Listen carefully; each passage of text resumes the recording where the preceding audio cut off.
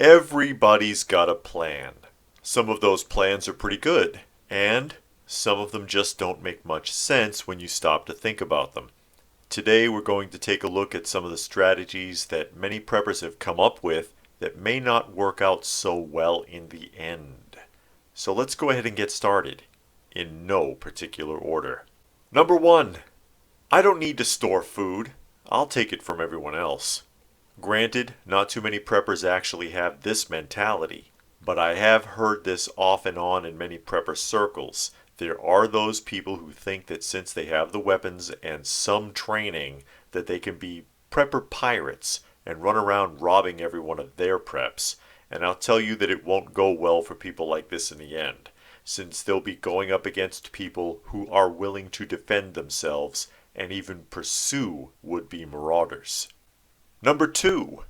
My equipment will get me by. I've said it before, there are a lot of preppers who just own stuff.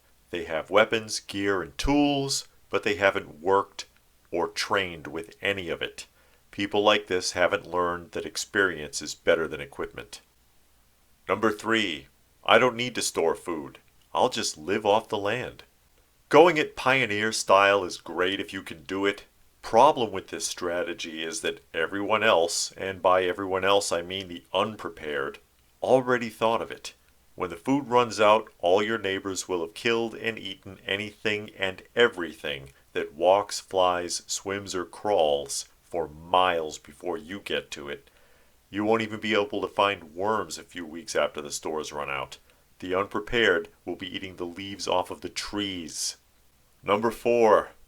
It's more important to store seeds than food. Granted, it is important to have seeds, but not necessarily more important than having a static food supply.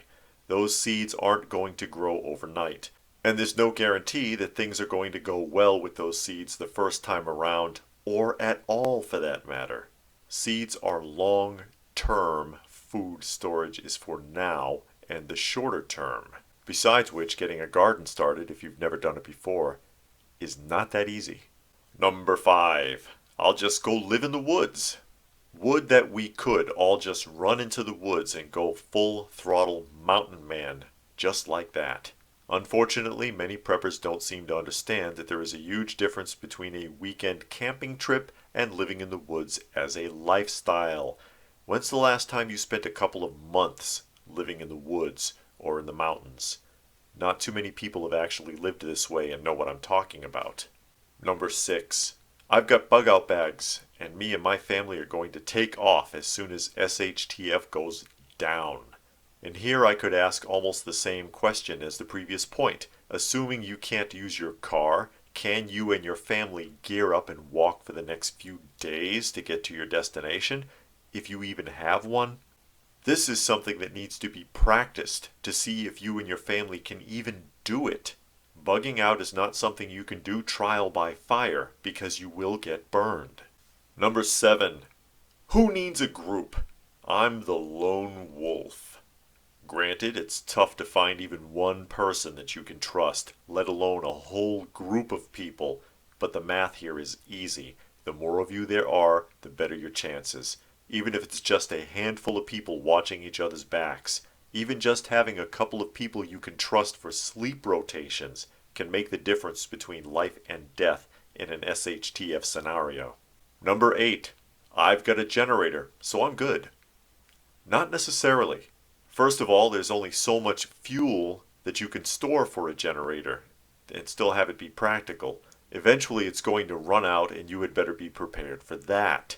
Secondly, generators are noisy and produce fumes. There are things you can do to reduce the noise, and I've previously done a video on that subject, but regardless, there's always a chance that your generator can be detected. Furthermore, in short-term disasters, do you want to be the only house with lights? Generators are very commonly stolen during natural disasters. Think about it. Number 9. I'll shoot anyone who crosses my path. There are some preppers who plan on turning their home into a killing field during SHTF as a sort of preemptive defense system. Problem with this is that you may end up being perceived as the problem by others who determine that it's in their best interest to burn you out. There's nothing wrong with wanting to defend yourself, but you do have to be discriminating with your targets or you may end up being the bad guy. And number 10, I'm going to lock myself in my apartment. Obviously, this is for the city-dwelling prepper. Many preppers live in city limits. This is something that can't be ignored. But this is a place that needs carefully thought out plans in order to get by if you intend on staying put. Markets in urban areas will run out of food almost immediately, and with no power or water, the city may turn into a sanitation death trap rather quickly, particularly since state and or government authorities may cut off access to these locations. Basically, after a while, you won't be able to get out. And you just knew I had one more for you, didn't you? Call it number 11 if you will. My family is not on board now, but they'll fall in line when SHTF happens. That's what you think. If they're a pain about it now, just wait and see how bad they can get when shit actually hits the fan.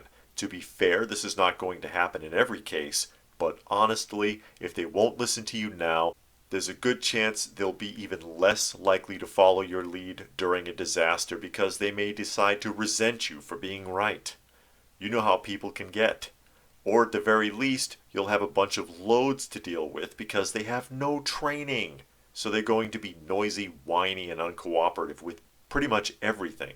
Believe me, I know it's hard when immediate family doesn't get it, but you've got to keep working on them now while you can. So I hope you found this list interesting. If there's any points you would like to add to the list, feel free to post your thoughts in the comments section down below. If you would like to help this channel out, there are links for that down below. Or you could simply let the ads run. You don't have to pay attention to them for them to count. Please do give the video a thumbs up. Always appreciated. Share it if you can and subscribe if you are new. Remember to hit the bell icon to be notified of new content, and be sure to check out some of the other videos for more interesting content. That being said, as always, stay frosty, folks, and thanks for watching.